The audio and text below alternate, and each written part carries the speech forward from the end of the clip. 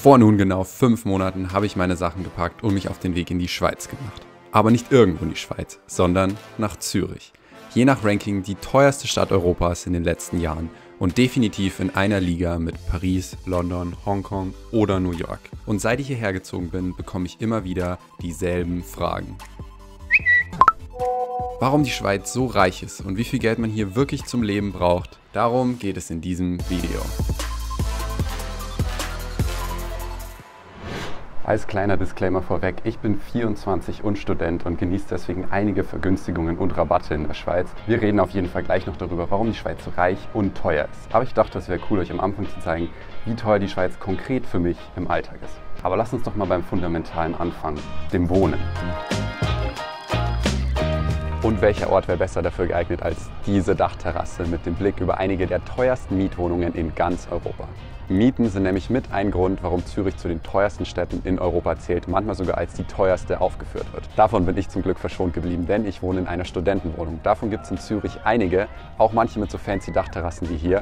Und die sind deutlich günstiger als normale Mieten. Ich zahle 550 Schweizer Franken. An der Stelle habe ich vergessen zu erwähnen, dass ein Schweizer Franken ungefähr 1 Euro ist, auch wenn der Euro in letzter Zeit krass abgesunken ist. Für 15 Quadratmeter in einer 4er-WG. Wenn man diesen Luxus jedoch nicht hat, weil man kein Student ist oder keine Wohnung in einem dieser Studentenwohnheime findet, dann muss man sich richtig gefasst machen. 33 Franken im Durchschnitt kostet hier 1 Quadratmeter Miete. Das würde bedeuten, dass mein kleines 15 Quadratmeter Zimmer 750 bis 1000 Franken im Monat kostet, je nach Lage vielleicht sogar noch mehr.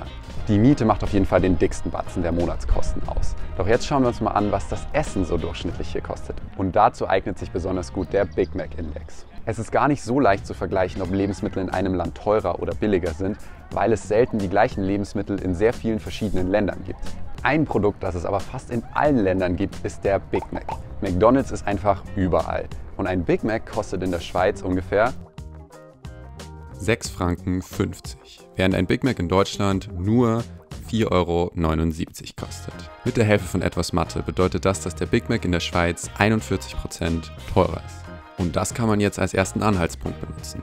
Im Durchschnitt sollten also alle Lebensmittel ungefähr 41% teurer sein. Durchschnitt bedeutet eben nur im Durchschnitt und es gibt einen riesengroßen Unterschied zwischen Produkten, die in die Schweiz importiert werden und solche, die hier regional sind, also hier in der Schweiz produziert werden. Denn Menschen, die in der Schweiz produzieren, wollen auch dafür bezahlt werden. Und es gibt hier zwar keinen einheitlichen Mindestlohn, aber zwischen 30 und 50 Franken im Monat wollen die Leute auf jeden Fall für ihre Arbeit haben.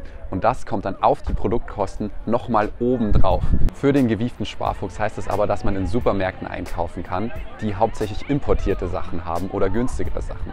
Da gibt es zum Beispiel auch einige deutsche Supermärkte wie Aldi oder Lidl, wo es zum Teil die gleichen Produkte wie in Deutschland gibt und die sind dann eben nur so um diese üblichen 30–40% teurer und nicht das Doppelte oder Dreifache.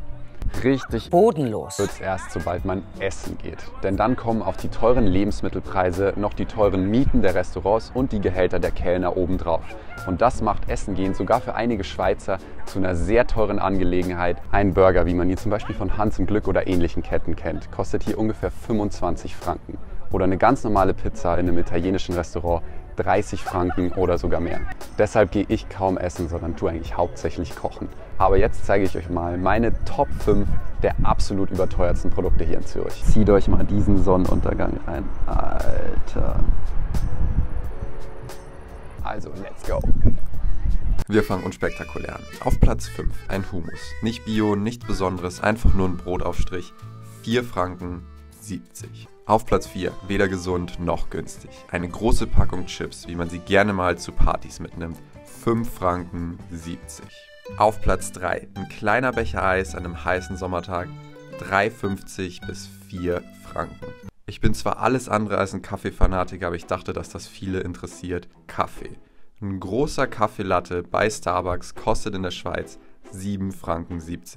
Das sind fast 8 Euro für einen Kaffee. Tatsächlich gibt es auch hier wie beim Big Mac eine Karte mit allen Ländern und wie viel dort ein Kaffee von Starbucks kostet. Und auch hier ist die Schweiz auf Platz 1. Aber selbst wenn man nur zu irgendeinem Kaffee um die Ecke geht, darf man trotzdem 5 bis 6 Franken für so einen Kaffee bezahlen. Und auf Platz 1, das wird jetzt vielen wehtun, ein Döner. Ich habe vor diesem Video eine Umfrage gemacht, was ihr denkt, wie viel ein Döner hier in der Schweiz kostet. Und die meisten haben für 11 Franken abgestimmt. Und damit lagen die meisten auch richtig. 10 bis 12 Franken darf man hier locker für einen Döner bezahlen. Es kann aber auch schnell mal 14, 15 Franken werden. Das ist jetzt natürlich nur eine subjektive Meinung, aber einige Deutsche, mit denen ich geredet habe, waren der Meinung, dass dafür der Döner nicht mal sonderlich gut ist. So, nach der kurzen City-Tour einmal noch die restlichen Kosten, die einen jeden Monat so erwarten. Da hätten wir als ersten Punkt Versicherungen. Für einen Studenten ist die billigste Versicherung hier ungefähr 100 € im Monat. Ich bin Gott sei Dank von der Versicherungspflicht hier befreit, weil ich nicht in der Schweiz arbeite und nur eine kurze Zeit hier bin. Aber das funktioniert eben nur eine sehr kurze, begrenzte Zeit. Internet. Internet ist hier sogar deutlich günstiger als in Deutschland. Als kleines Beispiel, man bekommt hier schon unbegrenzt Datenvolumen für sein Handy ab 10 € im Monat. Für sowas muss man in Deutschland meines Wissens nach mindestens mal 30, 40 oder 50 € hinlegen. Transportkosten. Ich besitze kein Auto, allerdings sollen Autos hier deutlich teurer sein als in Deutschland. Die Bahn ist gar nicht so viel teurer als die Deutsche Bahn.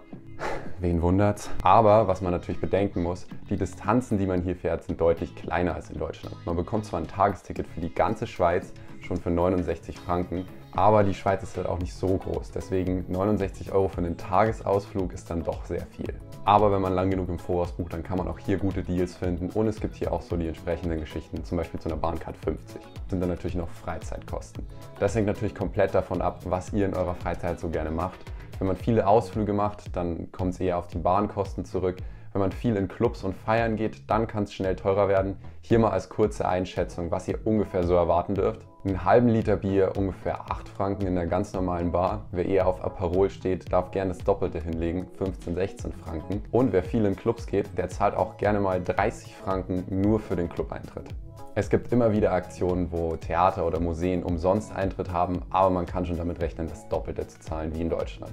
Hier müsst ihr jetzt entscheiden, wo ihr euch auf dieser Skala einordnen würdet. Wenn ihr einfach nur mit einem Dosenbier am See sitzen wollt, dann kann auch das Ganze günstig sein. Aber man kann schon sagen, dass Freizeitkosten sehr viel ausmachen können, wenn man viel erleben möchte. So, das war ein kurzer Ausflug in die monatlichen Kosten, die einen hier in Zürich ungefähr erwarten können. Ich werde euch gleich noch erzählen, was ich so jeden Monat ausgebe. Aber davor schauen wir uns doch mal die Mutter aller Fragen an. Warum ist die Schweiz so teuer? Diese Frage hat mehrere Facetten und wen das Ganze wirklich im Detail interessiert, dem verlinke ich unten mal eine SRF-Doku, die ist wirklich sehr gut und dröselt diese ganzen Vorurteile mit, oh, die Banken sind schuld und die Schweiz ist so reich, weil sie teure Uhren verkauft. Die räumen mit diesen ganzen Vorurteilen auf. Aber hier eine kurze Zusammenfassung von mir. Die Schweiz hat schon sehr früh angefangen, international Waren zu exportieren und in der Vergangenheit einige sehr kluge Business-Entscheidungen getroffen. Zu diesen im Nachhinein klugen wirtschaftlichen Ereignissen und Entscheidungen zählen unter anderem die Migration von sehr günstigen Gastarbeitern, die Spezialisierung auf hochlukrative Branchen, den Export von armen Menschen, no joke, auch das war mal in der Tagesordnung hier in der Schweiz, und dafür konnten sie jetzt weniger aktiv was machen, die sehr gute strategische Lage innerhalb von Europa.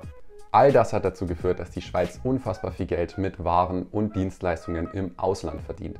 Ein kleines Beispiel ist hier dabei der Rohstoffhandel. Man sagt, dass teilweise 80% des weltweiten Rohstoffhandels in der Schweiz verhandelt und durchgeführt werden. Die Waren betreten zu keinem Zeitpunkt die Schweiz, aber die Gebühren, die auf diesen Handel anfallen, die landen natürlich bei den Schweizer Banken und Börsen. On top von dem Ganzen hat es natürlich geholfen, dass die Schweiz eine direkte Demokratie hat, neutral ist und ihre eigene Währung hat. Das Ganze hat in den letzten Jahrzehnten, vielleicht sogar Jahrhunderten, zu sehr stabilen Verhältnissen in der Schweiz geführt. Und sie waren auch nicht so stark von den Weltkriegen hier in Europa betroffen. Und das ist natürlich eine super Voraussetzung, um über lange Zeit hinweg Wohlstand aufzubauen. Das war jetzt die kürzeste und halbwegs vollständige Erklärung, warum die Schweiz so reich ist und warum für Schweizer Deutschland quasi ein einziger Outlet-Store mit 50% Angebot ist. So, jetzt gab es schon die Antwort auf einige der wesentlichen Fragen. Aber jetzt klären wir noch, wie viel gebe ich denn jetzt jeden Monat im Durchschnitt so aus? Ich habe ja an einigen Ecken schon angeteast, dass ich sehr viel Vergünstigungen bekomme, weil ich nicht ausgewandert bin, sondern nur für kurze Zeit hierher gezogen bin. Deshalb lebe ich für Schweizer Verhältnisse hier sehr billig und wenn ich mir meine letzten Kontoauszüge mal so anschaue, dann komme ich im Monat mit 1000 bis 1200 € zurecht. Das ist natürlich immer noch unfassbar viel Geld und eigentlich nur möglich, wenn man Unterstützung der Eltern hat, ein Stipendium oder nebenher arbeitet. Und ehrlich gesagt sind bei mir alle 3 Sachen wahr.